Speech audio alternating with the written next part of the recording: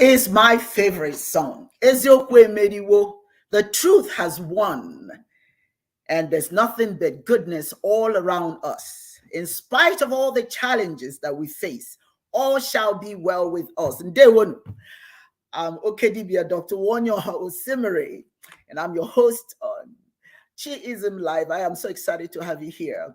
You know, there are reasons for us to be sad this morning, but you know what? I'll go for the reasons why we should be happy.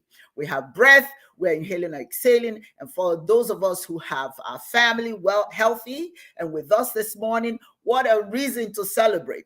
For those who are having challenges, we are praying. I'm praying and praying and praying that you should, in some manner or form, find solace in the fact that regardless, Chineke still loves you. Thank you for joining us for this very exciting program. It's a lecture, so to speak. We're going to be talking about meditation. What is it from our African perspective? Why should you engage in meditation?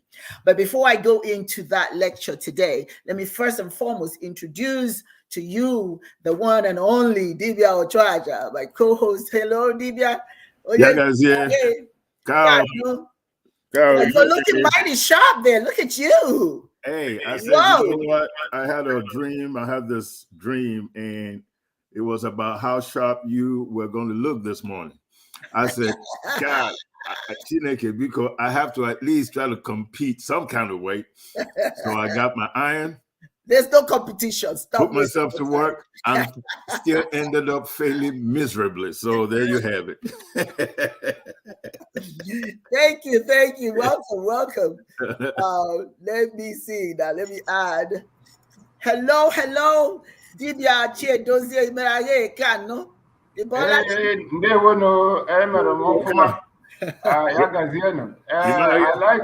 like the sense of humor by Dibia Ochoaja. I think one with you would never get bored. Man, that's a good compliment. Thank you.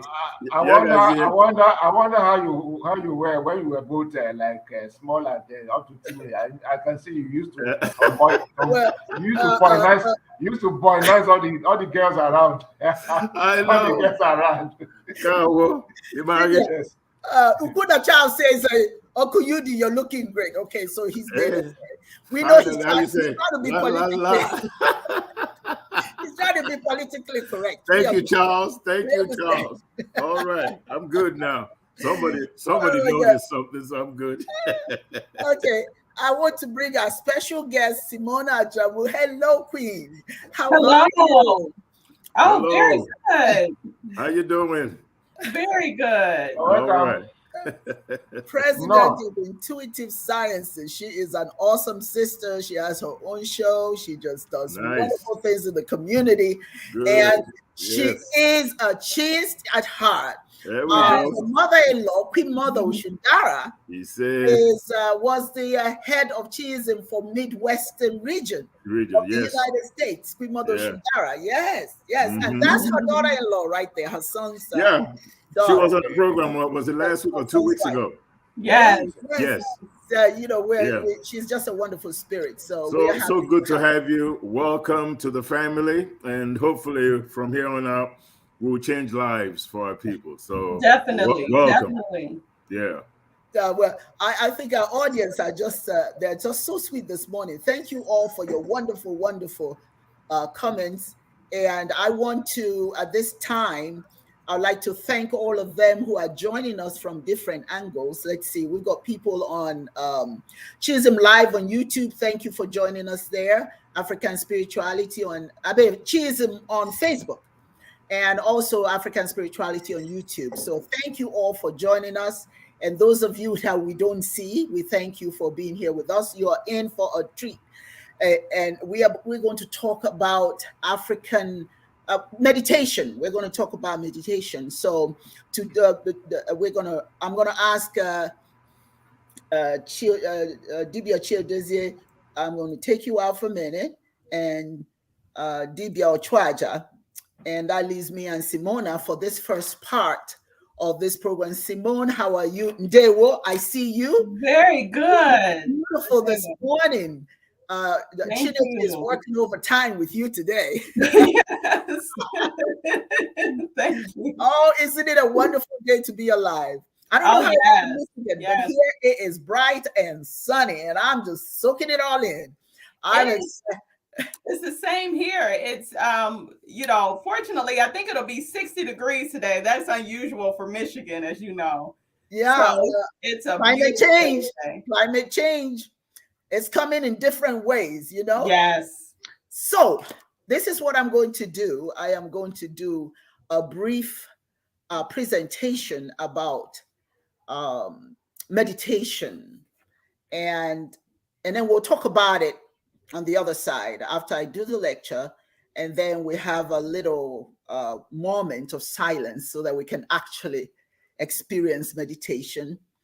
So I am going to bring in my presentation, and Simone, I'm going to keep you up here with me. And first of all, it's important to know what meditation is in my language. Okay, so I'm going to stop it for now. Ibanto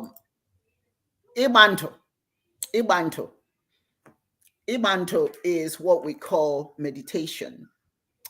And it's going too fast, so let me take it back again. Stop it right there. Ibanto, for those of you out there, you need to learn how to say it. Ibanto. It means making use of your time. Time is not forever. So every precious time you have, you must use it constructively for building yourself up. Remember, meditation is an experience of you going within and being one with Chineke and being one with the ancestors. All right. That is the purpose of meditation. All right. I'm going to, so itogari. I'm trying, Simone, I'm trying to get people to also know how to say these things. All right. In Igbo. And why do I have the mask? First of all, it's important to know that when you meditate, you can't meditate where there's noise. You can't meditate or where you can hear car sounds or whatever noises that abound. You want to find environmental tranquility so that you can become one. If you're doing your meditation outside, you can be one with nature, right? In my tradition, if you're doing a meditation outdoors, you have to take your shoes off and plant your feet on Mother Earth, all right? And Mother Earth is supposed to draw from within you all those things that are not necessary for you to have in your body. And you're actually supposed to start by drinking water. Because by the time you get through praying and doing your meditation, you're supposed to wash out all the negative energy, through urine. That's how we do it.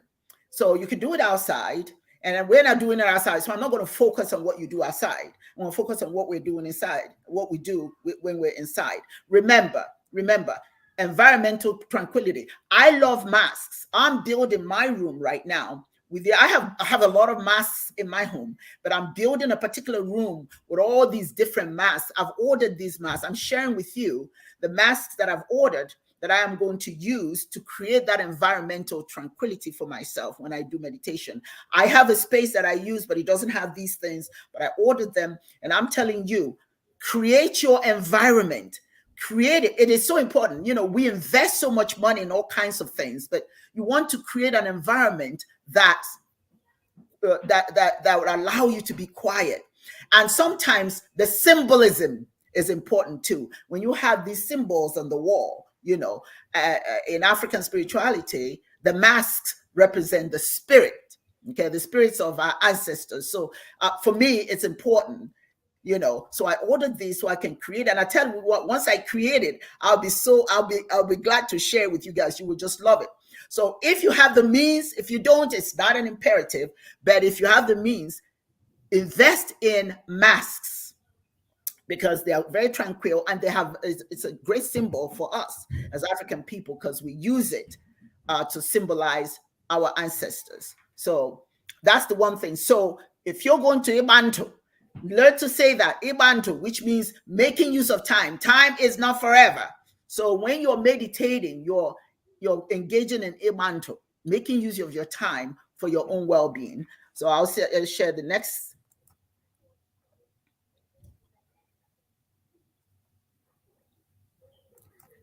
Now, what does it mean if you're engaged in imanto, right? Meditation helps you with mental health. Now, I'm going to be honest with you, with all the things that are going on in our world today, there is so much. In my language, we say wahala.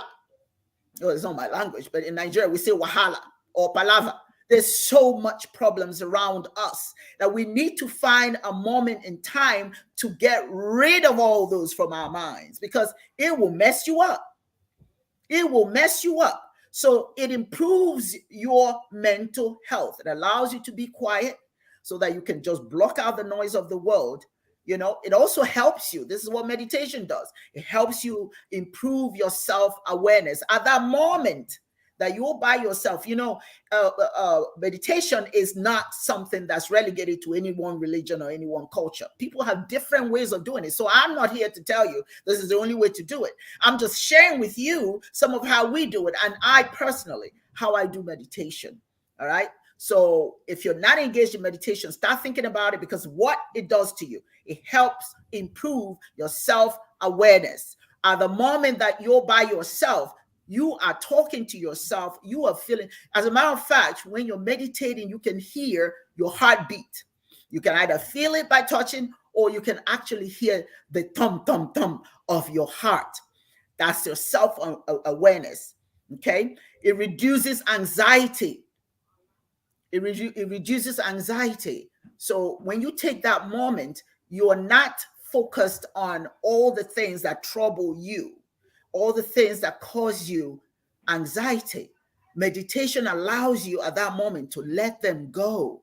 Let them go. Let them go for just those few minutes that you're meditating. You know what? Those problems will still be there when you come out of that, out of your meditation. So don't focus on them any moment. That is the way that you get rid of some of those stresses. Okay. It is definitely a stress reduction. It is not easy. I'm gonna be honest with you. Doing meditation is not easy. You have to learn how, because quite honestly, when something goes on, you want to say, what is that? What is that? But when you're meditating, you don't pay attention to what's going on in the world. You are on your own at that moment. It is your time. So you focus on your time and you don't care what's going on around you. So if you're not doing meditation, it's time to stop. Okay. The other thing that meditation allows you to do, and let me say again what meditation is. The word meditation in Igbo is etogari uche. Simone, can you say that? Etogari uche. Ituwaluche. Yeah, etogari uche. Ituwali uche. Uche. Mindfulness meditation. Yeah. You know, so that is to be in the present and allowing the feelings and thoughts to flow without judgment.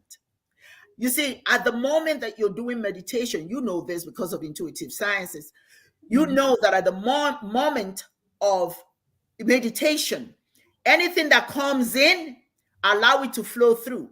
Don't judge. Don't try to understand it. Just let it go. Etogari uche, mindfulness. Okay? Etogari uche. I'm going to keep saying that so you all know what it is. Meditation is etogari uche. Ibanto means that time is against you. You don't have time or too much time to waste. Ibanto. If I say I'm going to Ibanto, that means I am going to meditate. But most importantly, I don't have time to waste. My life is important. The moment is important. And I'm going to take advantage of the moment. Then meditation, the word meditation itself is etogari uche. Okay, change your mind. You know, when things are happening, just focus on you, not what's going on around you. Right now, I've got my grandsons, and trust me, yeah, they are talking, they are making their noise, but it's okay. At the moment that I'm meditating, it's okay. It's okay what they're doing. They go in, it goes in one ear and it goes out the other. Don't focus on what's going on so that it distracts you from your meditation. Okay. Again, I keep repeating Ibantu so you can get to say it. I'm going to get you again, Simone. I want you to say it. Ibantu. Mbatu. Ibantu. Imbantu. Ndo. Untu. That's right.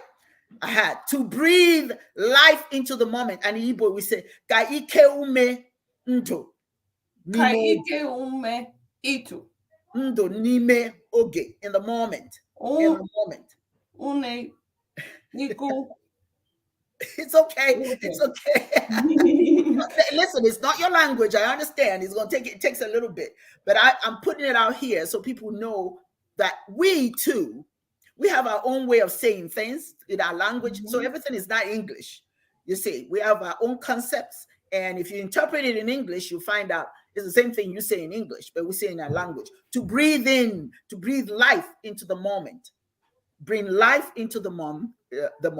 Don't waste the moment. Don't waste the moment. Okay.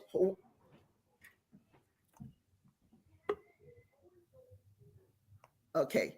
Now, I'm not supposed to pay attention, but one of my grandsons is not having a very good day at this moment. Okay. So that's that, to breathe life into the moment. Okay. The next, now, see what I'm doing. I love the colorful masks. It brightens your environment. That's the whole idea. It's tranquil. It's beautiful. It's what you look at when you come out of your meditation. You're just surrounded by beautiful color. Okay. And Imandu ka odi jo, to remain calm, focus on the present moment, and increase your concentration level. Ka odi jo. Yes, to remain calm, focus on the present moment, and increase your concentration level. Ka odi jo, to be quiet, to be calm, to concentrate, to increase your concentration level. Ka odi jo. Yes, to be calm, to increase your concentration level. That's the other part of it. That's what you get from meditation. That's what you must strive for, to remain calm in spite of whatever is going around you. So we know that when you do meditation, you're moving yourself away from the ordinary. Some of the things you do on a daily basis, or you're going to move away from it because you're going to be quiet, you're going to be silent, you're going to be calm. Your concentration level is supposed to rise. I'm just sharing this with you guys so that when you sit down and start doing your meditation, then you understand that anything that when you veer off from increasing your concentration level, when you veer off from concentrating on what's going on, not around you, but within you, then you're not meditation. You're not in a meditative state. Meditative state means that nothing phases you.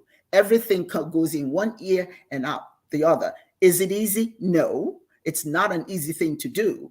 It's quite difficult, really, but it's something that if you begin to think about mastering meditation, you'll be amazed at how, it not only does your concentration improve in your home, it also improves when you relate to society because you're calmer, you don't get excited easily, you know how to calm yourself when you're with other people.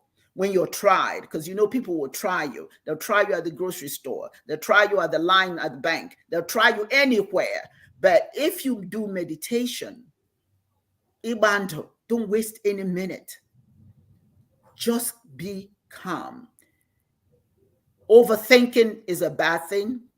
Iji wedata. Iji wedata. Iji wedaka. Wedata. Wedaka. Wedata. Minimize overthinking. Minimize all those things that keep you all wound up. Iji wedata. Iji wedaka. Calm yourself. Don't be overthinking. Don't be irrational in your thinking. There are decisions that we make on a daily basis that really cause us problems because we have not learned that those things are not that important, because we don't know how to meditate. As I indicated earlier, it's not easy. It's not easy. But way data just to lower your overthinking, your rational thinking. All of that is so important for you to be able to deal with your world. You cannot deal with the world if you have not calmed yourself down, because the world will rev you up and get you bent out of shape and get you out of a state that allows you to function properly. So, way that that's just to calm down, minimize overthinking, irrational thinking. You know, we do it. Most of us do that. Somebody gets us upset and we lose it in a heartbeat. You know, so way that is to pause. Then inwe mata na ahụ gị, inwe mata na ahụ gị, uche na mmụọ gị. I'm just saying it. OG. Uche mata na ahụ gị, uche na mmụọ gị. Hucha na mmụọ gị. That's right. That's okay. That's okay. You will learn it eventually. In other words, I'm just saying in Igbo what the other aspect of meditation. It allows you to have an awareness in your body, mind, and spirit. Okay. Mmụọ gị. Uche. Ahụ. So that's the ahụ is body, mind is uche, and spirit is mmụọ gị. So the idea is to meditate so that you can become aware of your body. As a matter of fact, when you meditate, you want to start from, it's up to you where you start. You can start from your toes up. You know, you're asked to think about your feet, your toes. Are they okay? Think about your feet. How is it working? Do you have pains there? You want to pray for those pains or whatever to go away. How about your legs? Think about your legs. Work on up to your knees, work up to your thighs, work up to your body, work up to your hands, work up to your chest, your breasts, work up to your neck, work up to your mouth, your ears, all parts of your body. When you meditate, talk to your body. Will your body to be well. Ask the ancestors to touch you. Ask Chineke to heal you. When you do meditation, when you understand your body and your mind and your spirit, you get the spirit, Chineke, and the ancestors, and then you ask them to work through your toes all the way up to even your hair. Meditation allows you, remember, it's all about you. It's not about what's going on around you. It's not about other people. It's about you. So when you're meditating, you learn a little bit more about yourself. Learn about yourself, not just by thinking it, but actually asking for the Creator, Chineke, to touch those aspects of your body and just heal it. Wherever you're hurting, talk to Chineke, say, you know, the feet, the knees, the legs, I need you to touch every aspect of me. Matomaka, matomaka, matomaka, matomaka, whatever matomaka means, touch me. Touch me wherever I'm hurting, wherever I'm in pain. Chineke, ancestors, touch and heal. And you can only talk inwardly to Chineke and the ancestors if you're in a meditative state. You have to learn to be in a meditative state so that you can ask for those aspects of your body, your mind, and your spirit. You know, be aware of it and ask for intervention. Okay. Now, the other part of it is, let's see here.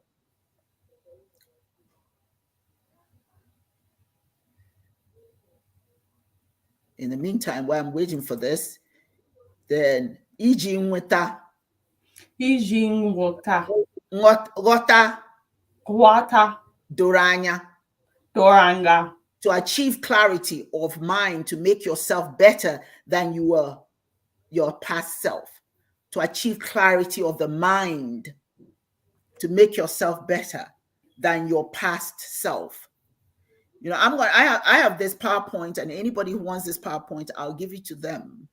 Okay, so that you can have these African words to understand, to achieve clarity of your mind, to make yourself better than your past self. Okay, you come into meditation not so you, when you leave it, you be like when you stepped in. You're supposed to be better. You're supposed to be different. And you know, the important thing is when you achieve this clarity, to understand yourself completely. Once you do that, you don't go back to not knowing yourself. You don't go back to not understanding yourself. So once you've done that the first time, you probably have to repeat it several times for you to get it. But the whole idea is to understand yourself to be better than what you stepped when you started. You're supposed to be better. You're not supposed to be the same person when you came in. When you leave, you're supposed to be better. You're supposed to be so more alive, more in tune with the spirit, more in tune with the ancestors. You know, when you have a meditation, you're not by yourself. You're not by yourself. As a matter of fact, I recommend that you have what we call ochechuku. You know, have a chair there reserved, decorated for the Holy Spirit, for Chineke, for Lodma, whatever you call, you know, to be there to watch over you as you're going through this. The ancestors, the spirit of the ancestors surround you as well. So when you are in a meditative state, you're not by yourself in the sense that the spirits are there with you. Those that you are asking, the guardians that you're asking to intervene, they are there. In your mind, you have to believe that they're there, and whatever you're asking for, they're there to make happen for you.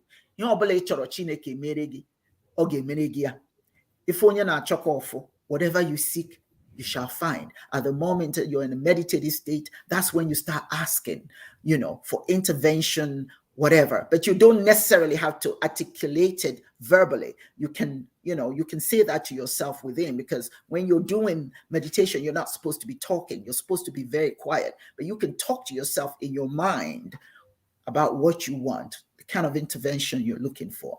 And remember, once you step into that door of meditation, you cannot leave the same person. You're supposed to be better than when you started.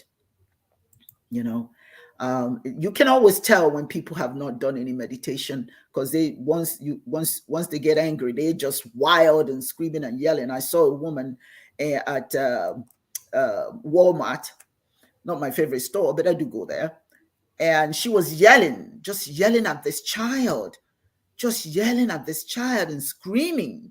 And I said, oh my God, you know, I know children can be difficult, but you really have to learn how to kind of tune out some of their ways. But you can tell that she was stressed out, and she was just going nuts over that child, calling that child all kinds of names in public. And then you wonder when some of these children, you know, themselves, when they start repeating what you say to them, you know, you're nerved, you're not calm, you're unbalanced. So the children learn to be unbalanced. You scream and yell at them, you're not calm, you haven't done your meditation. You scream and they scream back, and you say, what is wrong with this child? This child, there's nothing wrong with this child. Monkey see, monkey do. That child is doing exactly what they see you doing. So it's important to start coming down. When I was younger, I wasn't always very calm. You know, I did what young people did. You know, I never did any meditation, but I find myself as I've gotten older that I have a little bit more patience. I start my day how I want it to go. And I pick my battles, because if you don't pick your battles, you'll be frazzled. You know, nabata onwegi, accept yourself. Nabata. That's what can you say? Nabata is simple. Nabata. Accept yourself as you are. Accept yourself. And don't make excuses for who you are. You are, as you say, it is what it is. The way you see yourself is the way Chineke wants you to be. You're perfect the way you are. Remind yourself as you do your meditation, I am perfect the way I am. I am wonderful. I am blessed. I have nothing but goodness coming before me. My movie has already been made, and I know how it's going to end. Is going to end as me becoming a hero or a shero, but it's going to end well. So in the middle of all the challenges that you may be feeling, that's okay. All will work out very well, because guess what? The script has already been written. The end of the movie is you will be triumphant. So accept yourself as the potential hero or shero that you're going to be. Calm yourself. Nabato onwegi. Accept yourself. Nabata. Nabata, to accept.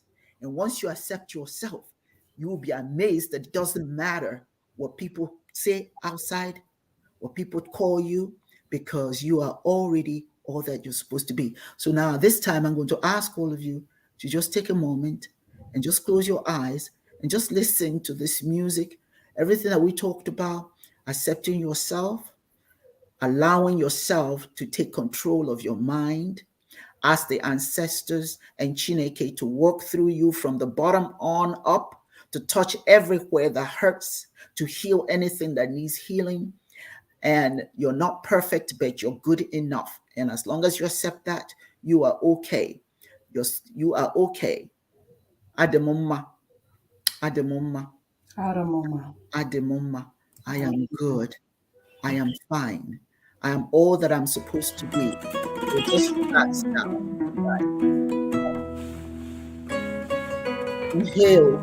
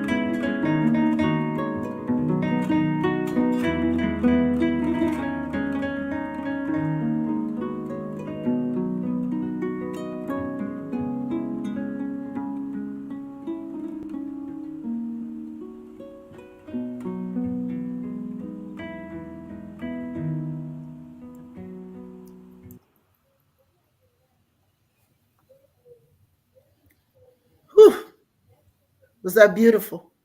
Yes. That was beautiful. And at this time, if you had drunk a lot of water, you can use whatever music you want, and you can sit wherever you want to sit and be whatever you find comfortable. Some people sit on chairs, some people sit on the floor. And so when you listen to the music, and it can be whatever music you want, it could be drumming sounds if that's what you want. It could be the sound of water, it could be the sound of lake, it could be sound of anything that you want that's calming for you. All right. And you breathe in and you breathe out. And breathing is a sensation. So you bring in the sensation of breath and you breathe out the sensation of doing that. Okay. Acknowledge your thoughts.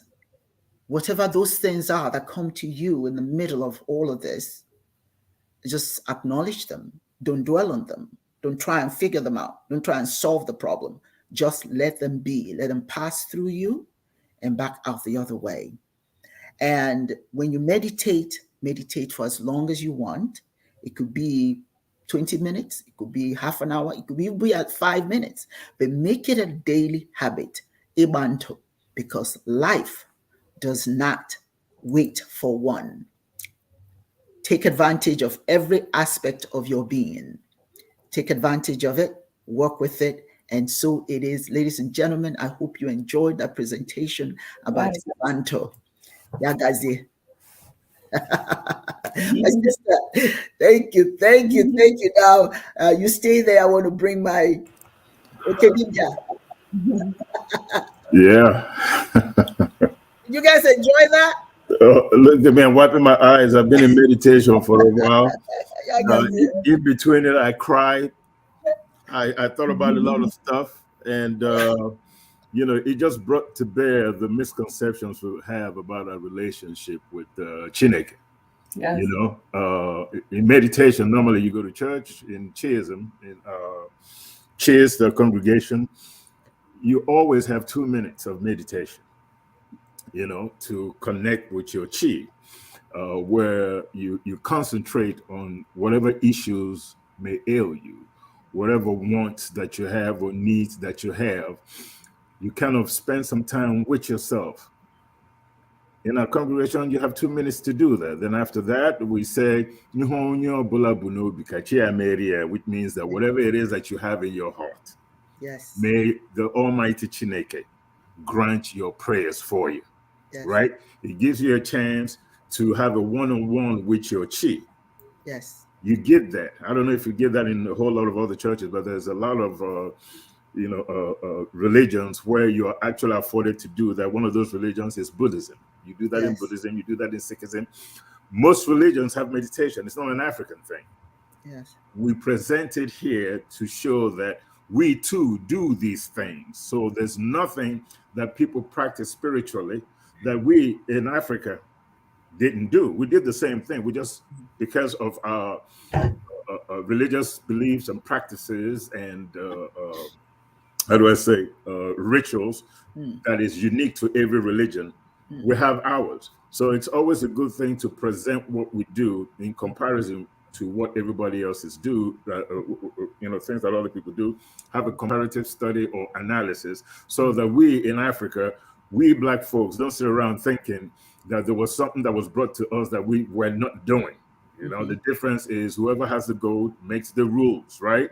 And you put your story out there, and then you do everything you want, within your power or your military might to suppress the beliefs of the people that you just conquered. And in time, as the generations go on, and as you continue to reinforce your own spiritual and religious traditional beliefs upon the population, as the population goes, as the children are born, they're indoctrinated into the spiritual beliefs and ways of the oppressor, of the conqueror. And before you know it, gradually, you start to lose a sense of who you are, a sense of your being. In true religion or spirituality, which is always the first process, our ancestors knew that there's no halfway bus between you and Chineke, between you and Allah, Olodumare, Tamuna, Yahweh, Uvuzulele, Nkulunkulu. God in many languages. It's always been a direct supplication between you and your chi before organized religions came to bear, right?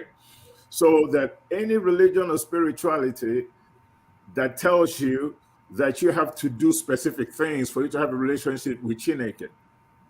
In Christianism, they will tell you that you have to have a direct relationship with Jesus Christ, or in Islam, it has to be Muhammad, blah, blah, blah, blah, blah. Any religion that teaches that is not a true religion and doesn't understand the idea of spirituality or meditation, which is really the most intimate thing that you could do when it comes to your relationship with your chi.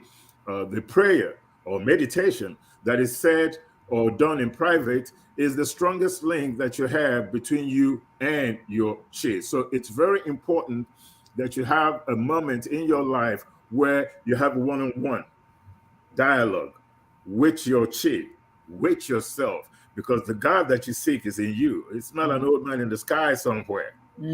Madubuchi Bea. Every human being that you see has the spirit of Chineke in them. And most of, if not all your blessings come through somebody. So do unto others as you would like Chineke to do unto you. I need $100. I'll call Okedibia Ochoaja. Don't call me. Well, you know, I'll keep that under advisement. But let's say I need $100 and I pray to Chineke in the morning, have my meditation, that I need $100 to pay a bill or to put food on my table or whatever I need that I may have where I need $100. Yeah. And then after my prayer, after my meditation, after my one-on-one, and I call Okedibia. I say, Okedibia, I need $100. Can you help me out? Okedibia says, yes, here's $100, but you have to pay it back. You know, nothing is free. But my prayer has been answered through Okedibia, through another person. The $100 didn't fall from the sky. So you have to really take your relationship with your fellow human being very important, because most of, if not all of Chineke's blessings come through somebody. So the person that you look at, your neighbor, your brothers, your sisters, there's a spirit, an element of Chineke in everybody. And as far as meditations go, one size doesn't fit all. There are all kinds of meditations, and I'm not going to go into full description of all these meditations, what all these meditations are or what they entail. Maybe we'll leave that for another sermon that Okedibia will, enlighten us to. But you have mindful meditation, you have movement meditation, progressive visualization, spiritual meditation, loving kindness meditation. You have meditations for all kinds of needs that you may have. So you don't have to sit down at one time and then try to cover everything. You might decide that, I'm not having a good relationship with members of my family, and I do some kind of meditation that will help me to address those specific concerns. So you have meditations to address specific concerns. Remember, it is your personal and your most intimate relationship with Chineke that is important, if not imperative. Not what is done in this, enlarged Palm Raphael's shrine, like a cathedral, where you go in there, you sit down in the pew, you look around to see what Mrs. Jones is wearing, all that kind of stuff, right? Meditations allows you to minimize the level or the amount of distraction that kind of doesn't allow you to focus and concentrate on the Almighty Chineke, to concentrate on your own chi, to help you to cleanse your mind in the hopes that your karma becomes positive. Thank you. Wonderful, beautiful. I'll have, before I go to the Queen, I'm going to ask Dibia Chiedozie, what are your thoughts about meditation? Well, I think all has been said about what meditation is. What we can do is add to what has been said. When I look at the word meditation, I think without meditation, there will be no focus in life. Without meditation, there will be no power of conceptualization. Without meditation, there will be no power of contemplation. Without meditation, there will be no power of conditioning. So these are the three basic things that meditation entails. So like Okedibia Okedibia is the one said, he will talk about Ibandu. And when Igbo, when the Dibia want to do the act of Ibandu, what you are doing is that you are withdrawn from mad to more. So it's a connection between the conscious and the subconscious, because the subconscious is the foundation of spirituality. And that is why the conscious is when we are open our eyes, and then we have to use the five senses to feed our minds. But for us to connect with the subconscious, we have to shut our eyes or enter into tranquility where we do not communicate with anyone else, because it now becomes I and the micro chi, the ubiquitous Chukwu Chineke, part of which I am. So it is my business with the Creator. And that is why the Dibia will talk about Ibando. Then you talk about how do you Ibando, the act of it entering into more the subconscious. That act itself is called Idaji. Mm. So that's Idaji. That's then you have to enter into your subconscious, whereby the conscious now connects the subconscious. Then you encounter yourself as a spiritual being. Then you practice the three basic things that we need to do. First, when you are meditating, you have to conceptualize, and that's what we talk about Ituari Uche. The process of conceptualizing Gatuari Uche or Gato Uche. Then you have to contemplate. What you are contemplating is that which constitutes worry, dread, anxiety. You have to contemplate about it. Mhm. So when you contemplate about it,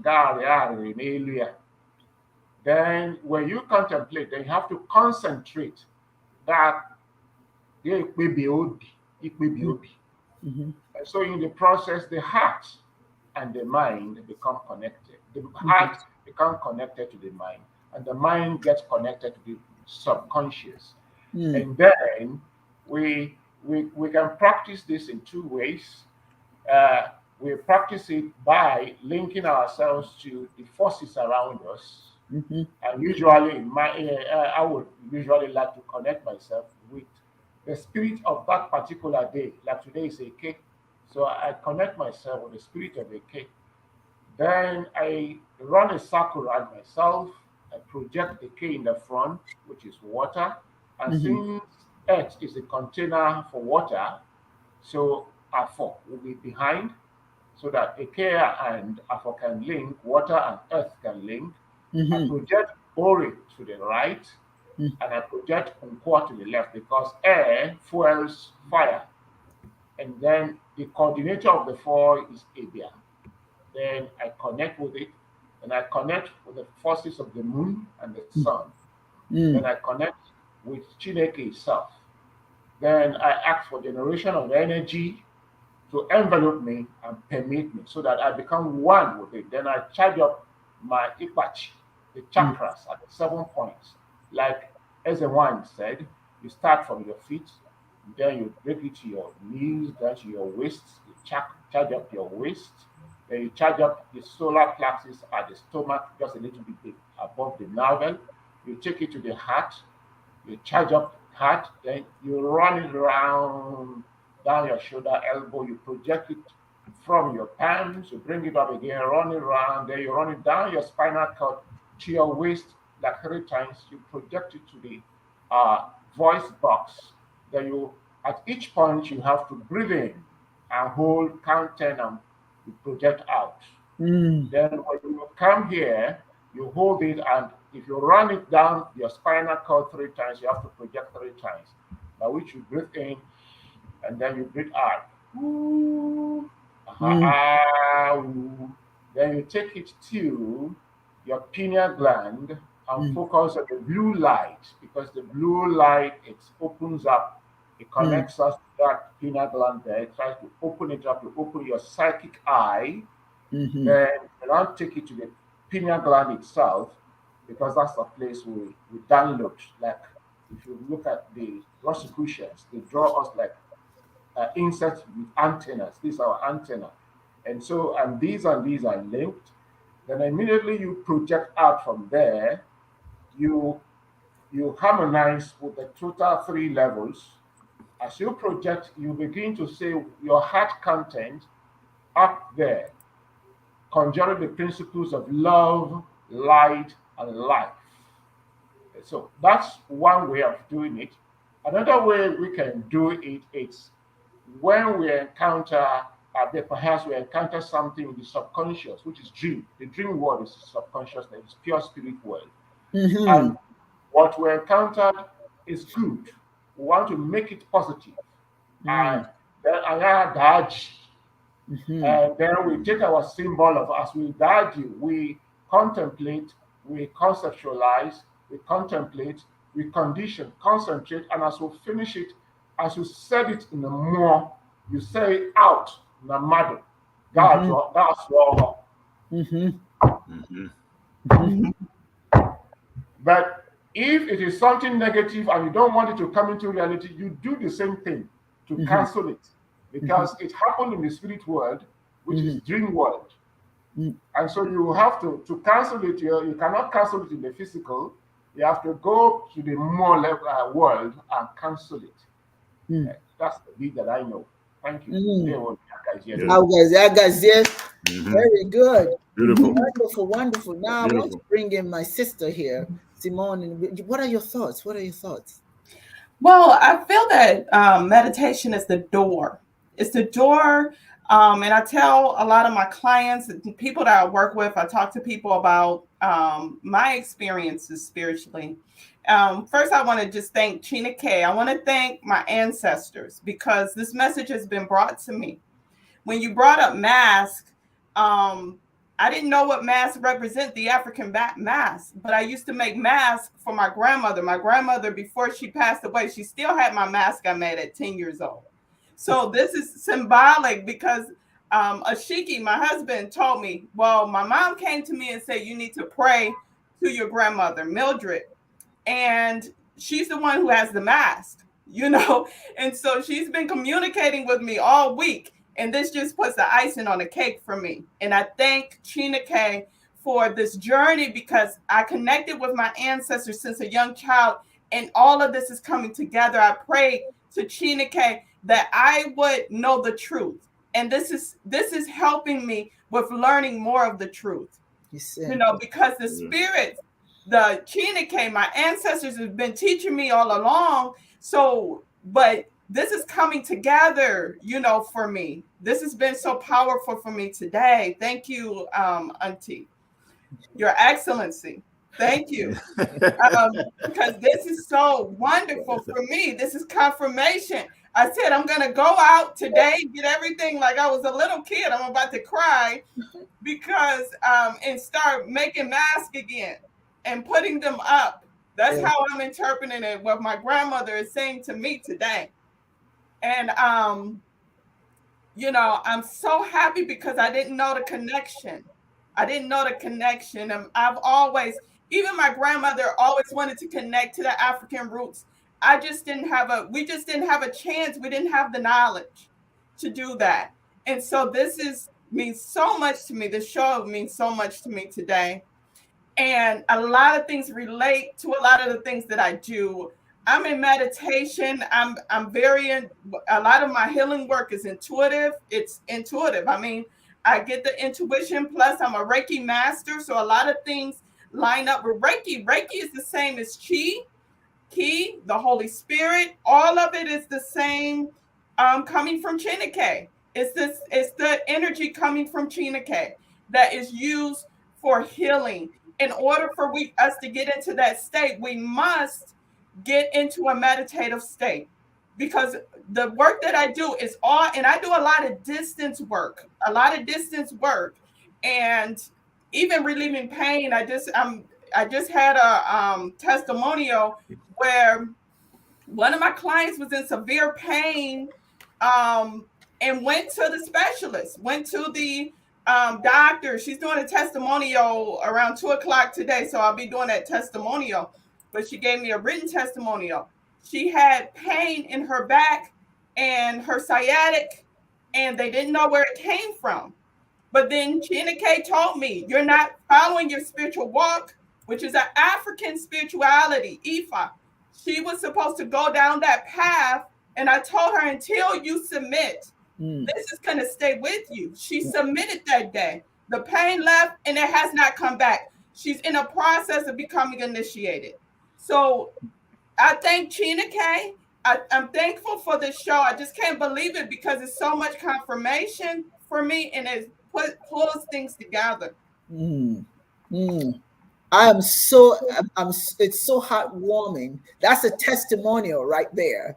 So we appreciate that testimonial. And you know, I've known you for a while, and you have that. You've always been connected to Africa. You know, you've always been connected through Queen Mother Shundara, through your own experiences, and it's just wonderful that as you're getting older, now you're trying to put them all together and now use it for the good of the, you know, of the world, so to speak, you know. So congratulations, and I'm sure that the lady who's giving a testimonial today, I would like to be able to, if, at the end of the show, send me that link. I would send that to you. It's been since November 22nd. We had our appointment, and the pain left, and it has not come back till this day. That's how Chineke works. That's how Chineke works. Yes. When you focus your mind on certain things and you want that to, you know, you get somebody who's very ill and they focus on healing, you know, they get healed. I'm not saying about everything, but there are just some healing that we run to there are some issues we run to the doctors to each and every day, you know, that we don't really, you know, have to do if we can just go in, you know, go within and meditate and talk to our ancestors, talk to Chineke, and ask for the healing to happen. One way or the other, either it does happen or you believe that it has happened. Yes. That's what healing is. When you believe, you know, there you go, you're well. Now I wanted to share this. I don't know if I said it at the end of the meditation. If you drank a lot of water, the whole idea in our meditation is everything that is negative in your body during the time that you're meditating and you're asking for positives, anything that's negative is supposed to leave your body when you use the restroom. So that's why they ask you drink as much water as you can tolerate during the meditative state, so that when you're done, all of that, you go and use the restroom and all that goes out, you know, all the negativity. Then there's the other thing that they do in Nkuru for meditation is like you stand outside and you without shoes on, and you put your feet on earth, and then you use this contraption. It's like a plate. You fill it with water, then you put some firewood underneath it, and then you put some stones in this water and let it heat up. After it heats up, you get the stones out, put them in like in a little bowl so it could cool off a little bit, and then you allow the water to still steam, right? And then you get that stone and you just rub those stones as you are meditating. It's calming. It has very calming, warm stone, try that, has very calming effect on the body. Okay. So that Odibo Cha just said, there's so many different ways of doing it. Non-perfect, not much better. But the important thing is, what is it that gets you to a place where you can become quiet? You can get into yourself. We don't do enough of that, and that is why our children are crazy, because we're acting crazy and we're passing it on to them. And then you say, why is he making all this noise? Why is he making all this noise? Because you're making noise. You're so confused your own self. You know, I said it earlier, monkey see, monkey do. Children will emulate what we do. So if you're a parent today, wherever you are today, if you're a parent, there's nothing more difficult than being a mother. There's nothing more difficult than being a father. That is the most difficult job that the Creator has given us. It's not easy because you're one person and you're supposed to tolerate all of this, you know, all the different the stages of child, development. You're supposed to understand all of that. You're supposed to take it in. You're supposed to, this morning, I just want to share this. My grandson, my oldest grandson, he doesn't like to sleep late. Okay. And I knew he was coming to visit. So I had to do meditation. I said, oh, what? He doesn't like to sleep. He's going to be up. And just as I'm telling you, and I said, I got this show to do today. Oh, why you got to be calm. He was up and singing up and down the hallway, and grandma, and he's knocking on the door. I said, okay, oh, what? Don't react.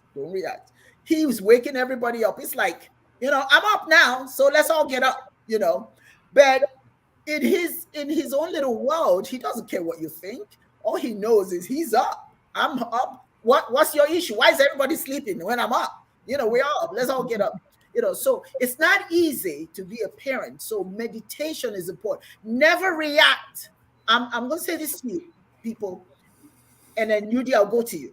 Don't react when something happens. Don't react immediately.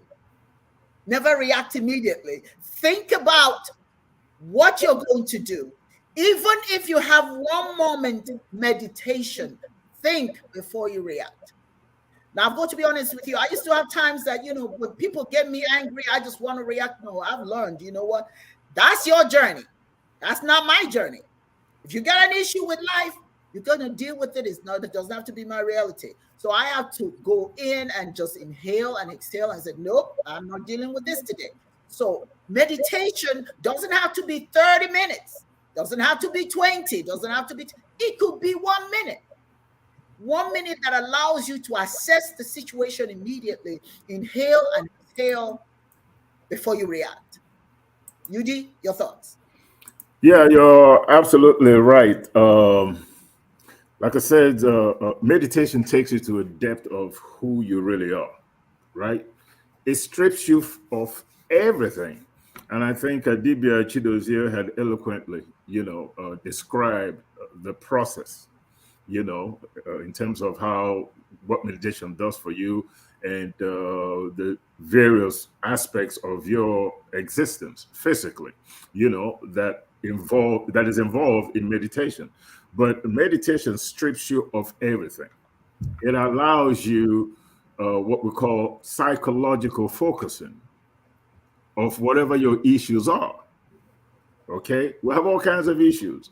I used to have an issue, believe it or not. I used to have an issue with judging people when I was younger. That was before I became a priest and all that, and kind of went through my journey. In my village, we go through a process what we call Epo Abala. I had to go through all that, and get into the manhood aspect of my existence as a male, to be able to kind of see these things and understand these things. But through meditation and this process, I was able to understand cause and effect, right? Again, there are different aspects of meditation for different issues that you may have. One hat doesn't fit all. You don't have meditation and say, this meditation covers everything. You have meditation about just love, to be able to see people for what they really are. You have those kinds of meditations. You have meditations about physical ailments. Mine, I had spent some time about understanding cause and effect of human behavior. Sometimes you see a child, they're doing really crazy things and all that kind of stuff, and you're quick to say, oh, you're a bad child, this, that. You forgot that maybe there's some kind of mental aspect that they can't control to their behavior.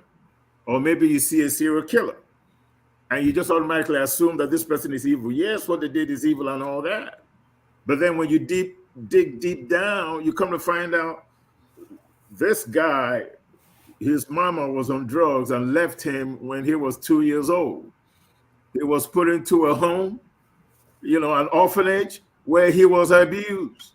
You start to look at the life journey of this person. Now you begin to understand why, as an adult, this person has turned to a serial killer.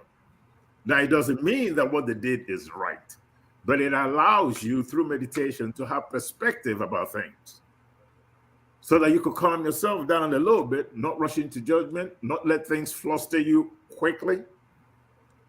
You can have a situation in your life where through meditation, you're able to get a better grasp of the situation, not only to understand why something is happening, but also to help you to deal with the psychological fallout of facing certain situations in your life. So meditation is very important. And before organized religion came into being, that was really the earliest part of human spirituality. It was between you and your chi, your personal place of worship, which we call Obasi, was always an important aspect of every family unit and people in general. You have your own personal shrine. You know, I hate to use the word shrine, but you know, it's really, shrine really means a place of worship. But sometimes when we talk about shrine, the way it's presented, people present it as if it's something that is, you know, has a lot to do with wizardry or witchery and all that kind of stuff, as opposed to just breaking it down to its bare essence of what it is. So let me put it out there so everybody could understand. A shrine is simply a place of worship. A cathedral is a shrine. A mosque is a shrine. Any place of worship, whether it's for the community, where the community comes together like on Sundays, or you go to a mosque, or it is your own personal space where you're able to concentrate, meditate, ask Chineke for forgiveness, or ask for positive karma into your life. All these places that allows you a level of psychological focusing is your shrine.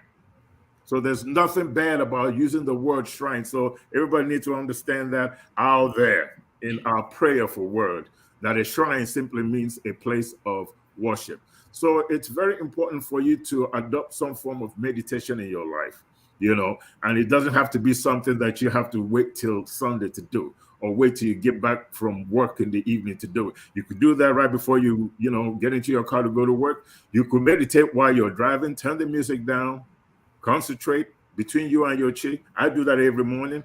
Normally, I get in there, and in my mind, I thank God for waking me up this morning. And then I say, Chineke biko,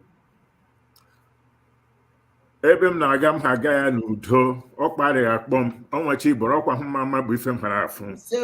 Nwa ife ọjọọ nọ n'ifu, nọrọ m n'azụ, nọrọ m n'aka nri, nọrọ m n'aka ekpe, nọrọ n'elu, nọrọ n'ala. Onye kere ụwa Chineke biko, kwụpụ ya ụzọ m dị mma taa.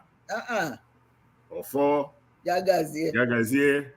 He said, and I said that prayer to myself, and this is my daily routine. Every morning I say it. I don't have to say it right before I get on a plane to travel. All I know is that every day above ground is a good day. I meditate on that. I thank Onye Kerewa Chineke for Mama Nile Dinandum, for Chineke's goodness in my life. I have to give thanks.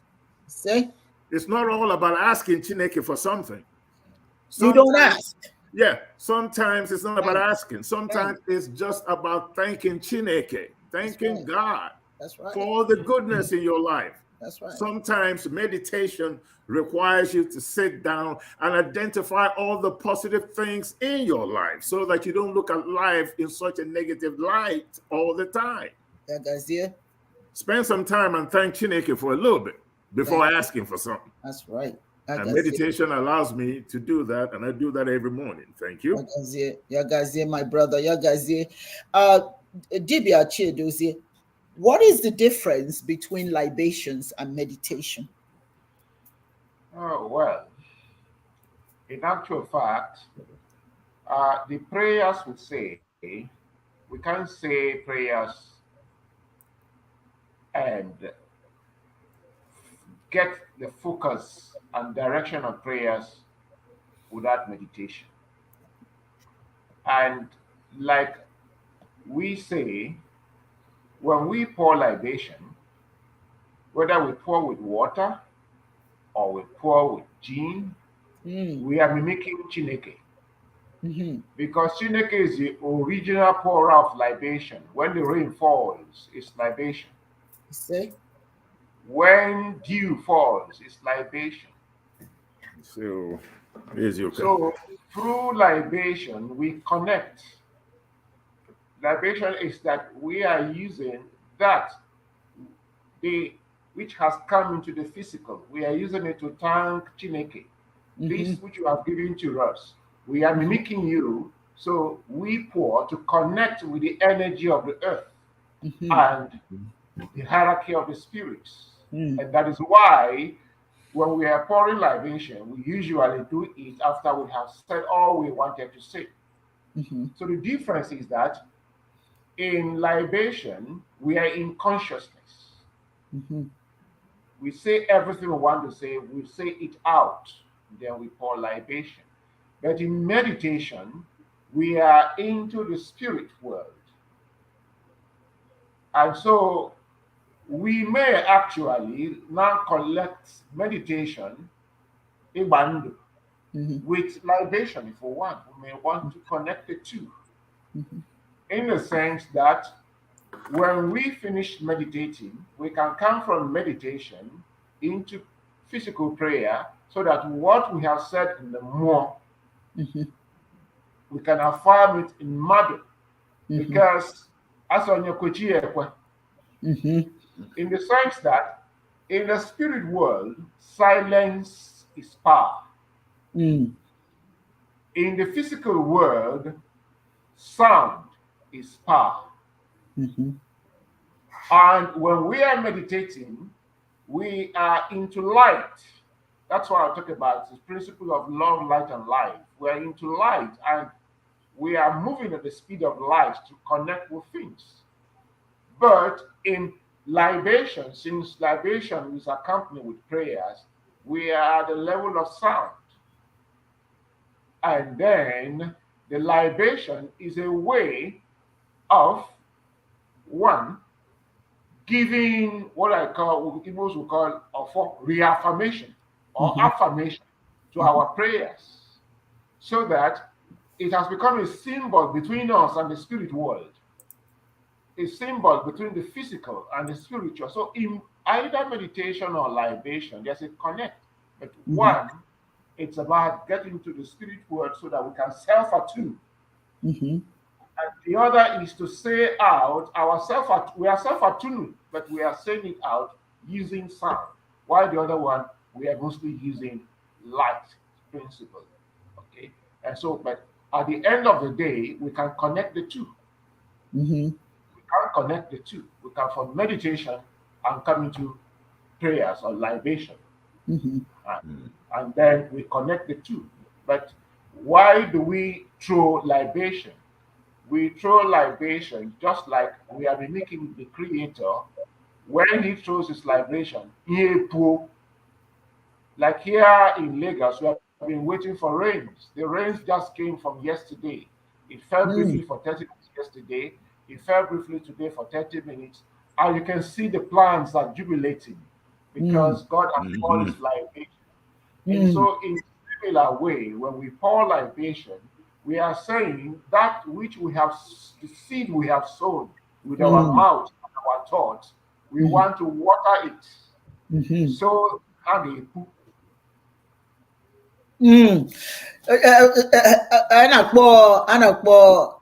libation, etomai. And that is like, pouring water on what you have prayed for to become reality. That is wonderful.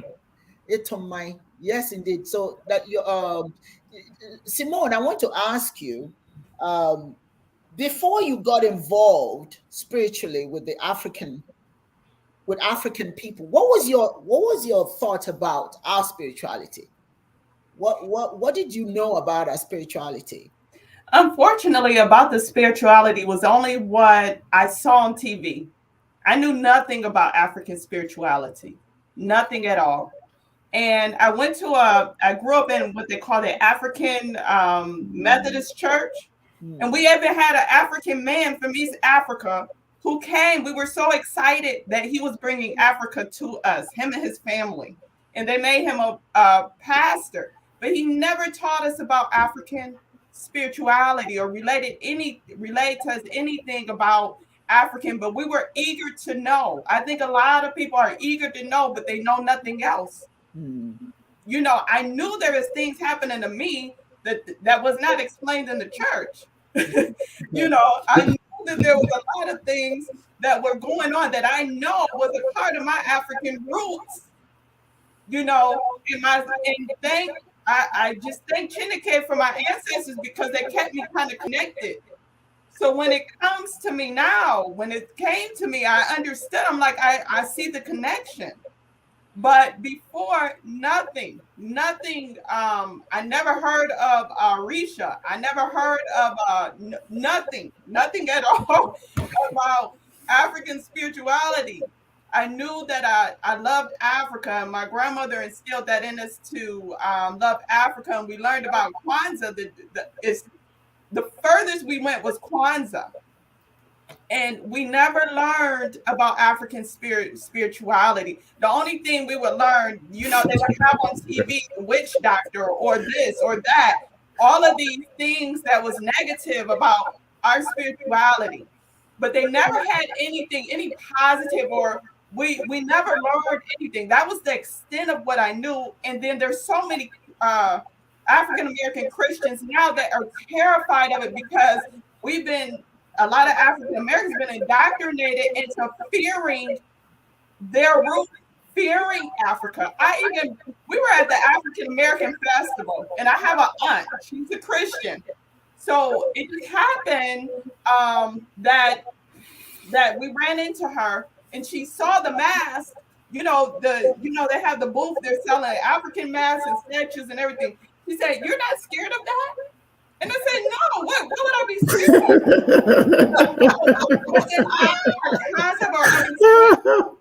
You know what it is. She's just fearful of it, because they teach you to be fear.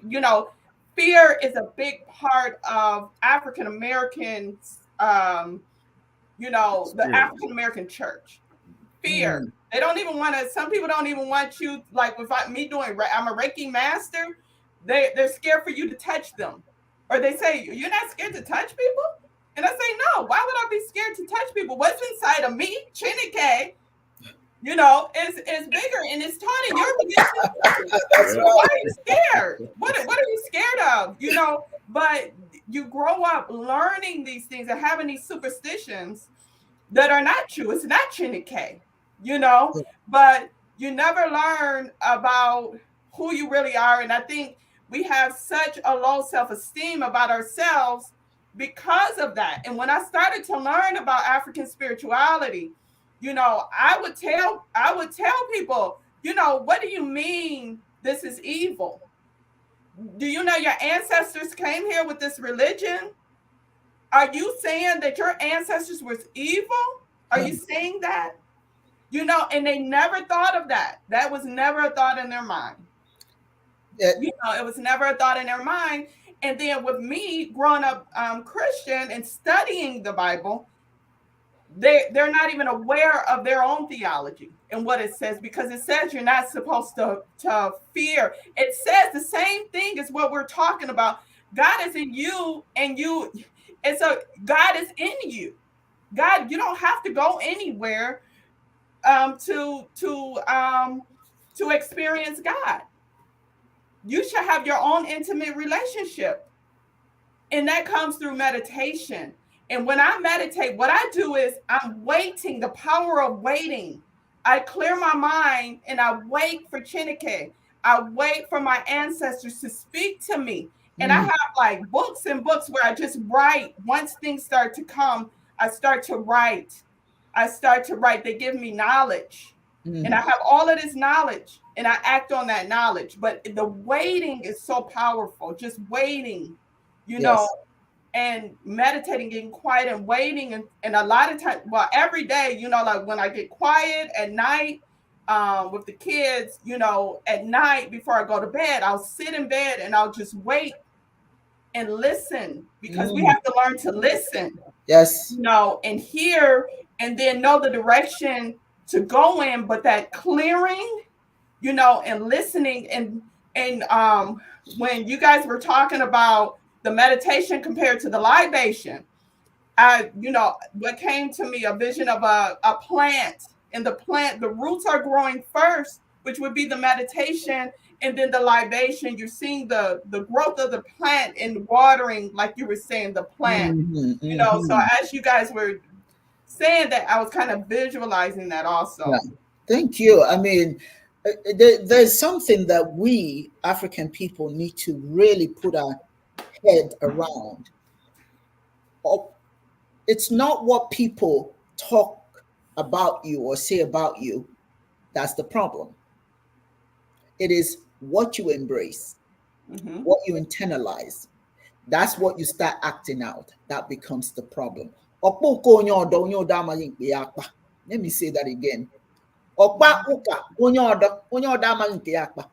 There is no pride in being so good at discussing other people's way of life, but you don't know about yours. And yours is so minimized, they don't even want you to have the audacity to speak on who you are. They don't even want you to teach your children that. You think about what's going on in the schools right now. We can't talk about, you can't even mention black. So, our children are supposed to learn about other people's way of life, but nobody is going to tell them about who they are. It's illegal. In this country, it's now becoming illegal to talk to our children about their heritage. Really? We're not supposed to talk about our Africanness to white children so that we don't upset the children. Yes. Well, it's a deliberate policy. What you're saying, you're not doing white children a service. You're doing them a disservice, because life is going to take them away from the United States one day and plant them somewhere else. Somewhere that the culture is totally different. And if they never learned, they'll be in shock. You're going to have our own African children. It's like taking them back in history when they were told they were jigaboos, when they were told they were monkeys, where they were told that they were gollywogs. That's where you're taking them back, because you don't want them to learn about what their ancestors have achieved, who they are, that they come from a long line of successful human beings. You don't want them to know that. And yet, you and I will pack them up, pack their lunch, dress them up, and send them to the very environment that minimizes them. This is where they go every day. You cannot talk about what people are doing to you when you allow it. If your children don't know anything about their history, it's not their fault, it's yours. Two things: you send them there, and secondly, you don't want to talk about it at home. You don't want to talk about it at home. Yes, absolutely. So what we're doing here in this program, what Chiism is trying to achieve, is to let the world know everything you thought you know about Africa, put it in a bowl, light it up, and throw it away. It's not true. Learn the real Africa. We are decent human beings.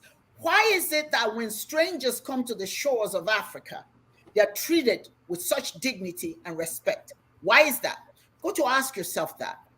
It is that way because our spirituality teaches us, we are God to each other. Now, if God is in you, why would I treat you badly? Because if I treat you badly, then I'm treating God badly. You moved us away from that way of thinking. Now we're thinking in terms of me, myself, and I, and do what I can to get to heaven. Whatever that is. Wherever that is. Whereas that heaven is what I can create here, if I do the right thing. And the hell is here, what I create here. You know, when I don't appreciate my fellow African person, when I call an African person all kinds of names because they come from the continent. I've heard things. When I attended University of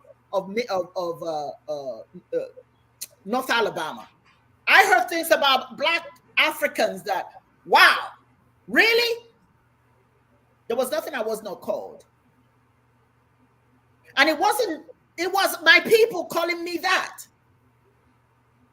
Because they've been taught that everything African is negative. And the worst part of the negativity is our spirituality. We believe in this, we do this, and we kill people and all that stuff. Let me ask you a question.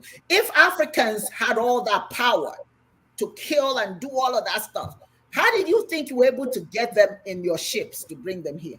If they had all that power, they do witchcraft and all that kind of stuff.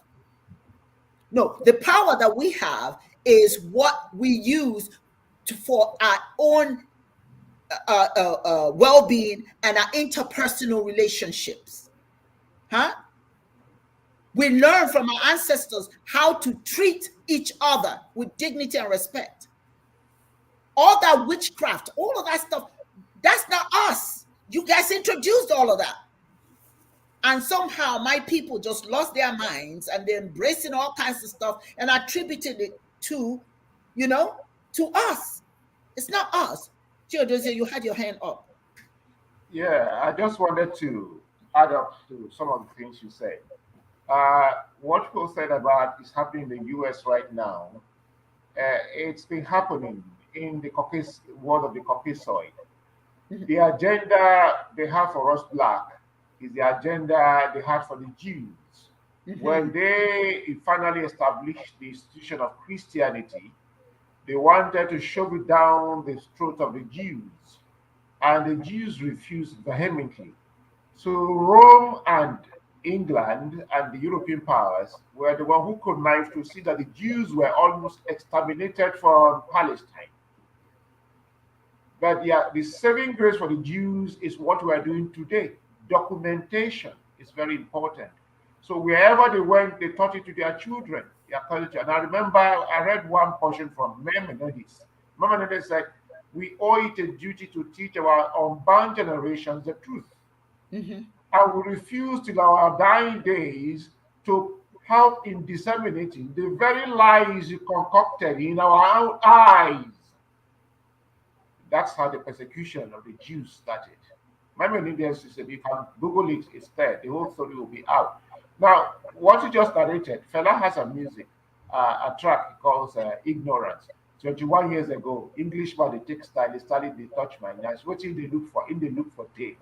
You say, what did be that? Say that ignorance. Now it's time for what? Enlightenment. Let's enlighten them. Okay. Yes. But beyond enlightenment, like I said, whatever we say here and document, if we do not begin to establish institutions whereby we begin to catch them young and groom them so that we have a nucleus of those who will carry on the message, and in numbers, we will just talk into the air without achieving much. So that is one thing. We must not be emotional about it at all. It's not something to be emotional about. It's something that we have to be meditative about, because the thing about meditation is clear vision.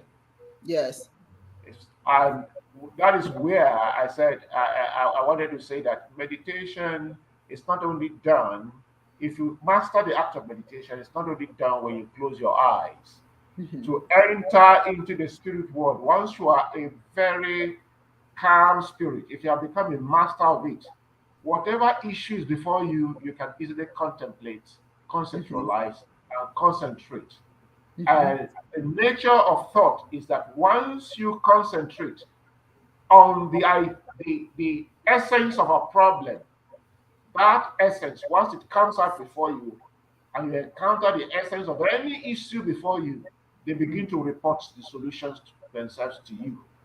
So we call that, in philosophy that we teach, we call it the phenomenological process. That is why I describe the African process of divination as phenomenology of life forces, because it is a way of us connecting with the spirit world and unearthing what is in the spirit world into the physical, so that we can have a direction. So the whole process of contemplation, the whole process of ibafa, concentration, conceptualization, meditation. You cannot get to invent anything without meditation, because in meditation there are revelations. Meditation there are symbolizations. And without the power of imagination, which is the whole thing during the meditation is your power of imagination. And it's imagination that we use in connecting the conscious to the subconscious. It is the imagination that can peruse into the spirit world. And at the point of imagination, both the totality of the being, body, mind, and soul are connected. That is why in imagination, we experience images in a wand of light. And because we experience these images in a wand of light, it becomes very crystal clear. That is the very power you call witchcraft. Witchcraft is not about what is negative. It is the power to see it beyond the ordinary. It's about the word witchcraft, Yes. witchcraft, that was introduced to us. The act of witchcraft itself. The act of, because when I research into You're talking about it from a positive perspective. The witchcraft they talk about is negative.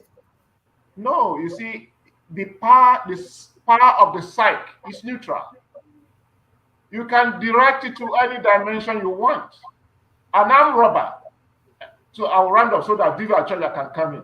You see, in the power of meditation, someone who has negative mind, say a hacker, who has been trying to hack into Central Bank of Nigeria, in a meditative mood, he can see the code and move the millions he wants from Central Bank of Nigeria and lock it again. It is in the power of meditation that he gathered it, and it's the power of witchcraft. But he has directed it to a negative use.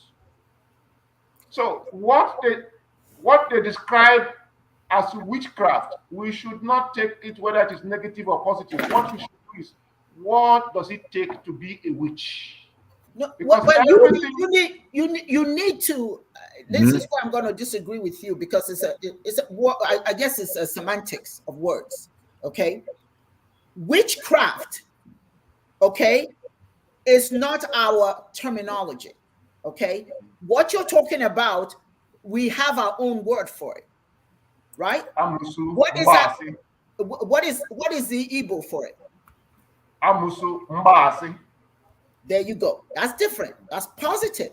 But witchcraft, but even the act of witchcraft itself, if you read Hannah Arendt's Life of the Mind, every process of the life of the mind she outlined is practicing witchcraft. Before you can negatively or positively affect anybody, you must have the power of the psyche.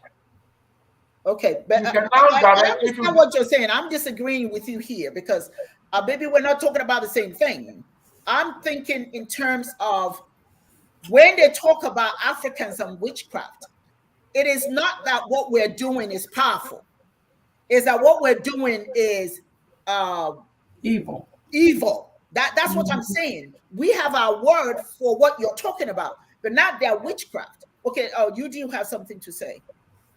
Yeah, I'm going to go into a little bit of discussion just to kind of shed light on what Dibia Chidozie is talking about and what you're talking about.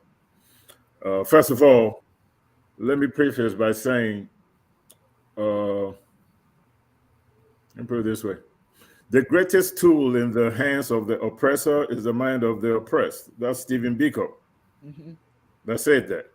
Yeah. And all these foreign entities, the Europeans, in their religion, economic institutions, or what have you, have our minds. And we define our world based on the definition that they put forth, right? Before the evolution of the word witchcraft in Europe, it was called alchemists. People are called alchemists. And alchemists had a different word in different languages, because this is where you come to what we call splitting hairs, and you have to split that hair. An example of splitting hair is Chineke, Yahweh, Tamuna, Olodumare, Ubangiji, Uvuzulele, Nkulu. What do they all mean? The creator. It's the same thing. Let me split another hair with you. The word pagan comes from the Latin word paganus or pagus. which denotes a country dweller or a citizen of Rome. For the Christian Catholics, the Romans, the pagans, Paganus was the most difficult person to convert because of their belief in their pagan gods. So they demonized it. Pagan went from being a citizen of Rome, a country dweller, to a non-believer in Abrahamic religion. It evolved into that. In Igbo, we have Dibia. The benefits of being Dibia is your interaction beyond your physicalness into the spiritual world, understanding of nature and its balance, and how you can resolve so many issues based on your knowledge of nature. Medicine is part of that natural force for healing. Your mental state, your connection with the spiritual world is part of that healing process. As a matter of fact, bona fide DBS will not cure you of any physical ailment unless they also investigate the spiritual. You know that, DBS Chidozie? Sure, that's true. It goes hand in hand. There's no separation between church and state. None whatsoever. So, when you talk about witchcraft, their definition is a practice of magic. And magic is anything that is not part of orthodox medicine. And the only people that demonize magic are Abrahamic religious adherents, particularly the Christian Abrahamic adherents. You're not getting that from Muslims. No. They don't even deal with that. You're not getting it from Jews either, because if you look at Judaism, it's full of this magic and wizardry and witchcraft. Sure. Moses splitting the Red Sea, is that magic or witchcraft? What is that? But if an African splits the Red Sea, now it's magic and voodoo. But for them, it's God's power. You understand? Whoever has the gold makes the rules. It's the same thing. Moses turns the water into blood, turns the staffs into snakes. The voice of God hits the rock, and here comes the 10 Commandments. Tell me anything in the Old Testament that is not about magic and wizardry. Lot's wife turned around and was turned to salt. If the black man or a black woman turns around and is turned into salt, you call it magic, black magic, voodoo. But for them, it's a work of God. Jesus walked on water. Let a brother and sister walk on water right now. It's magic and voodoo. They define magic and wizardry and witchcraft to impugn your own credibility and diminish your rights to exist just like them. They demonize your stuff, even though you're doing the same thing. When you feed 5,000 people with a load of bread, what manner of magic is that? When you turn water into wine, what is that? But if I talk about turning water into wine right now it's voodoo, now it's magic, now I'm a pagan. Whoever has the gold makes the rule. In the end, there's something called black magic. Why is it black? Why couldn't it be white magic? Right. Red magic, blue magic. Why does the black cat crossing your path, why is it something evil? Why can't a white, brown cat, they're all cats. Why does it have to be black? Black magic, black this, black that. Somebody dies, you're wearing black. It denotes something that is terrible. Everything that is bad is black. When you talk about magic, you're not talking about magic with somebody coming up with a deck of cards and telling you to pick this one. It's the Queen of Spades. It's the Queen of Hearts. Oh, look at, check in your pocket. Here's a card in there. Bam. It's always black magic to impugn your credibility and demean you. One thing about African people, the greatest asset in your life is courage. And lack of it is a detriment. You have to have courage to question everything. You have to look beyond the microscope. You have to have the right perspective, and perhaps meditation will help to get you there. When you talk about magic and you use the word magic, understand that you're using a word that is defined by your conqueror to mean something negative and diminish and impugn your own credibility, even though you're practicing the same thing as they're practicing. When I go to a Catholic church and I listen to them eat the flesh and drink the blood and go through their own processes, what is the difference between me killing a chicken in reverence as a sacrifice to the Almighty Chineke? What people don't realize that in Europe, the so-called pagans, in Europe, human sacrifice was the most important spiritual ritual. The Vikings practiced it all the time. Whenever something, a pestilence, or they're being invaded, or something bad is happening, they will ask and demand a human sacrifice, either voluntarily or involuntarily. And a lot of people will just sacrifice themselves, believing that if they sacrifice themselves, they'll end up in Valhalla, which is their Viking heaven, and be able to sit there and dine with Odin. So I don't have a problem with witchcraft, as long as everybody else admits that what they're doing is all part of it, because the idea of witchery is simply something that has to do with the supernatural, something that is not of this physical world. Well, okay, thank you. This is what the point I'm trying to make. Thank you very much. What you said. The point I'm trying to make, Dibia Chidozie, is that I see exactly what you're saying, but what they have done with that word witchcraft has become very destructive in African culture. Okay, people are being burned to death in Kenya once they are associated with the word witchcraft. They are burning. I remember the woman who was planting vegetables to eat.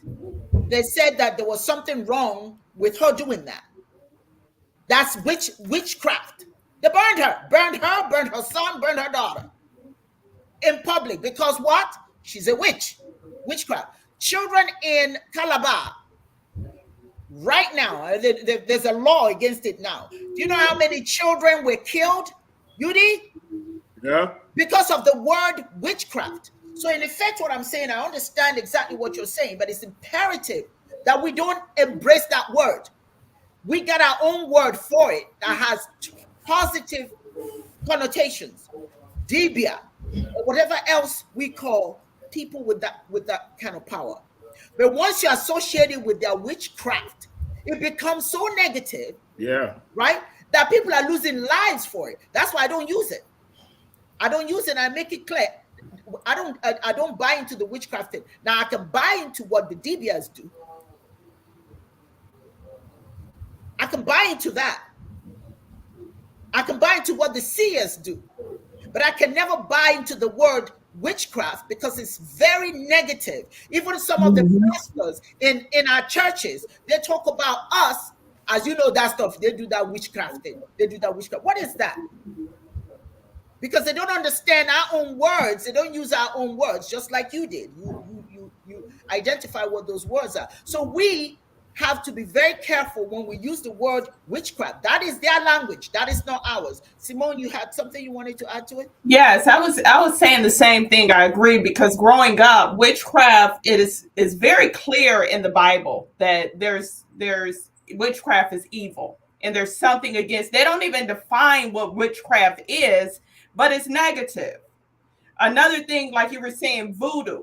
Like for me, I don't say that I'm a Christian. When I was working, I worked around a lot of, African Americans, and they go to the church. So the first thing they ask you, what church you go to. So when I said, well, I'm not a Christian, they began to say that I was some voodoo and witchcraft person. But that was negative, in their light, that's negative. This lady, she moved her seat from me because I wasn't a Christian. Mm-hmm. She's thinking that what I do is evil. And this is why Chiism is so important to get out. And hopefully I can be somewhat of a bridge, because I know Christianity and I know this other side, and I'm learning more about this other side, because people are really scared. They're sincerely scared. But, when they hear the word witchcraft, it's just, they really are in fear. They really think this is evil. This is something that the oppressor has done to our people. it has been so destructive, you know. And then Europeans, another thing we have to understand how they use it, because when they're saying witchcraft a lot of times, or paganism, or they're saying Wicca, they're talking about, they'll show themselves doing bad things against people. Now they're using it sometimes as a negative. So then they refer to us, which has nothing to do with what African spirituality or what we do. So I don't like it in relation to us, you know. And that's like Auntie was saying, Your Excellency, you know, they're using this thing as a weapon against us. This is a weapon they use against us. I don't have a problem with the word. I have a problem with the word and how it's being interpreted here. But if someone says they're a witch, I mean, that doesn't, you know, there's a lot of definitions to that. But the way that they're using it and weaponizing against Black people is just not right. It's not. Okay. I am going to go to you can, Dibia Charger, you had your hand up. You have 1 minute because I want to read some of the comments of our audience. So you have 1 minute. Go ahead. Yeah, I just want to touch on something, two things actually, right quick. One was with Cheetos here, then the other one is with esteemed guest. See, people that were healers when Christianism was trying to take over Europe and the rest of the world, people that had the power to heal, the alchemists, the women, the midwives, blah, blah, blah, blah, blah. All those people that were able to demonstrate that you could heal people, both spiritually and physically, without the church, became witches. Mm-hmm. This is when the witchery thing became a negative. You understand? Mm-hmm. These were the healers. These were the midwives. Mm-hmm. These were the people that will heal you both physically and mentally. These are people that understood nature, that understood the herbs, the plants, that understood the relationship between the physical and the supernatural. These were healers. They were not agents of the Christian church. They were detriment to their objective, and so they demonized it. So people need to understand that the idea of witchery started with the Abrahamic religions, specifically Christianity, when they looked upon these healers as competition for the traffic in the souls of men. Yes. They became the monsters. Yes. Second point I want to make is with this so-called African church stuff. OKDB and I joined a church right here in Atlanta that was an African church. You remember that? Mm-hmm. And the idea of being part of them was to be able to impart some of this African spiritual practices and help them to build the African church to become an actual African church. But then when you got in there, you found out that these people had no intention of building any African church. Even the pastor who loved things about Africa was scared of the congregation, because the congregation in the African church, the only thing African they were interested in was wearing the African clothes to show up there on Sunday and to beat the drums and dance around and then convince themselves that they're being African, and then negating the actual part of being African, which is your spirituality. That's what identifies you. And if you negate that, then all this stuff about African churches and all that stuff is totally meaningless and just an exercise in futility. Okay, Chair Dozie, you have 1 minute. And I have to. Yeah, my word is, I want to sound a note of warning. Let us avoid distraction. Like we have in African philosophy. When they want to distract us, they say, is it possible to have African philosophy? And one blocker said, the less philosophy a work is, the more African. The more African a work is, the less philosophical. Meaning that the Africans are not endowed with reasoning to contemplate, because philosophy entails meditation. And then we had to go avalanche improving the existence of African philosophy, leaving the whole essence of philosophy, which is to distill what a thing is, query its existence, our thought about knowledge, epistemology, metaphysics. How does this, what is the structure? Logic. Then how does it help us to build a moral, ethical dimension? Once these four are on ground, we will have philosophy. The witchcraft issue is deliberate. Let's avoid distraction. I will waste less time talking about whether it is positive or negative. I remember when I was doing philosophy here, we have S.B. Oluwole, who is late now. She wrote a book, Witchcraft, Reincarnation, and the Godhead. She was called Mama Witchcraft, and she would go and say that everybody will run. I later discovered that this woman took the courage and she analyzed all the things that witches do. It entails psychic vision, psychic power. So let them denigrate witchcraft. If you denigrate it, I tell you, I say, I'm witch. That thing you are afraid of, I will use it to defeat you. So when I started here, they said I was a witch. I said, yes, I'm a witch. What they're afraid of, I bulldoze myself into it. They will abandon it for me. And I was having a free day, collecting things that I wanted. Until they now learn how to curtail with me, they now realize that I'm a human being, that being a dibia, because the way they have denigrated witchcraft, dibia has been denigrated. Everything we do has been denigrated and cancelled as magic. So let me be that thing. Go and die. That's my attitude. Yeah, okay, thank you. Okay, that's wonderful. This is why we have these conversations. Everybody Right. has something to do with it. I want to read. Thank you, Lydia. I just want us to know it's important to deliberately. How do you pronounce that word? I'm tongue tied. Deliberate. Well, you know what I mean. We must build up our own things. We must build up our own languages. We must build up our own structures. It is imperative. Now, to accept, I refuse to accept anything that denigrates me in any way. Okay, but I think that what Chiedozie has said is correct.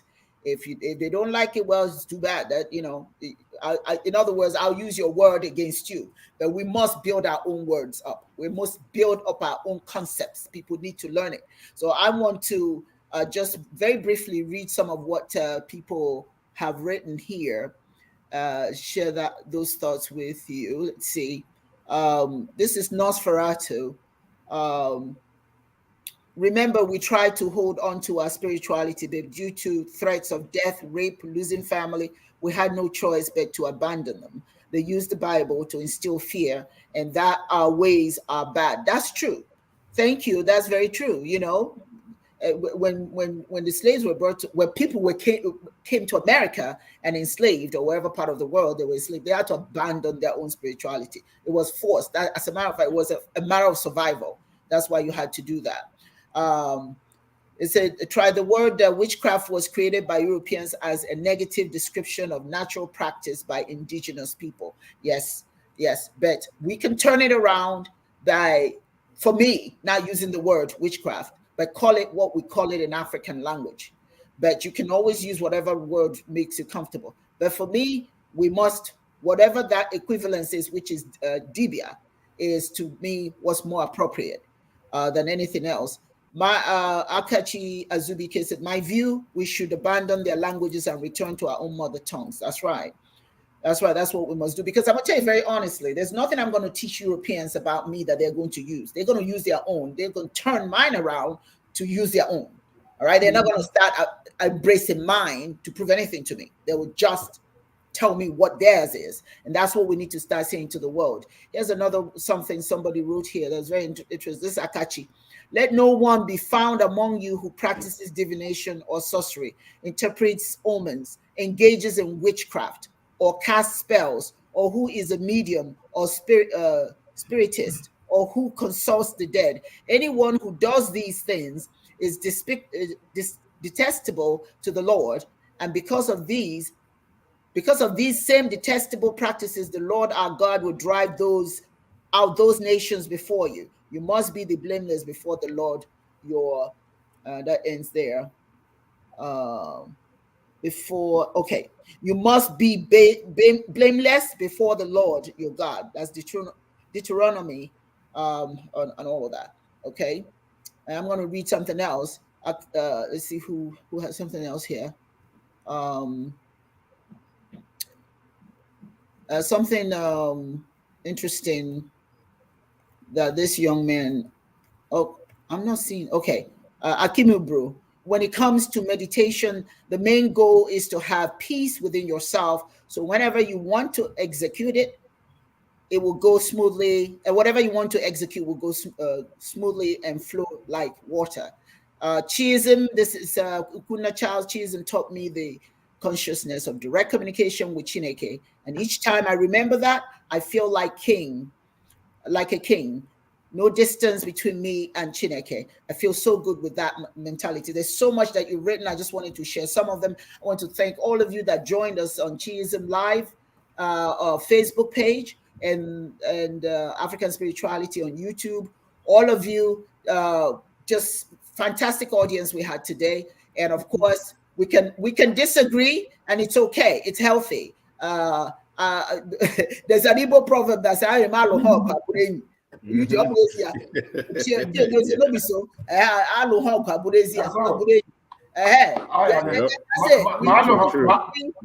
but that's okay. But if you don't,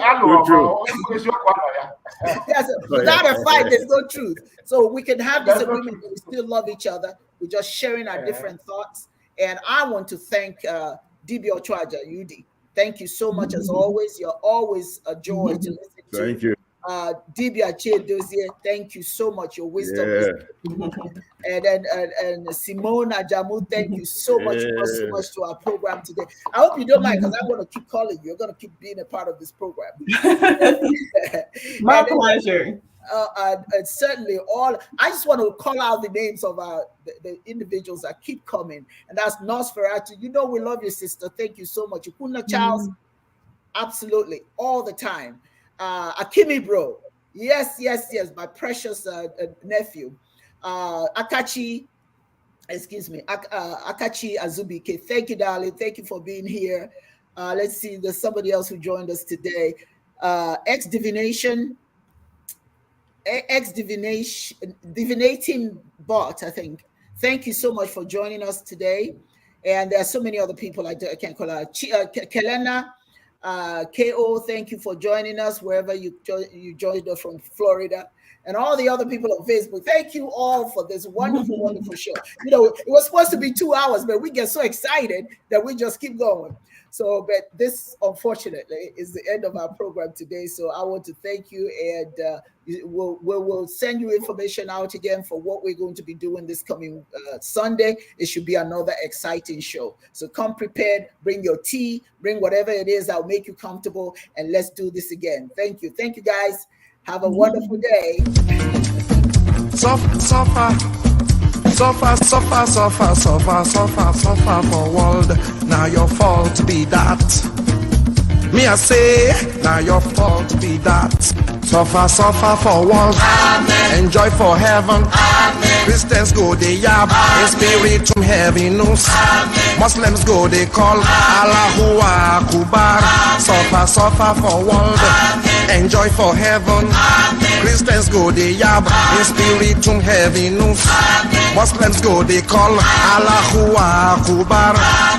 Open your eye everywhere. Archbishop na miliki, hope na enjoyment, imamu na gbaladun. Archbishop na miliki, hope na enjoyment, imamu na gbaladun. Ra ra ra ra.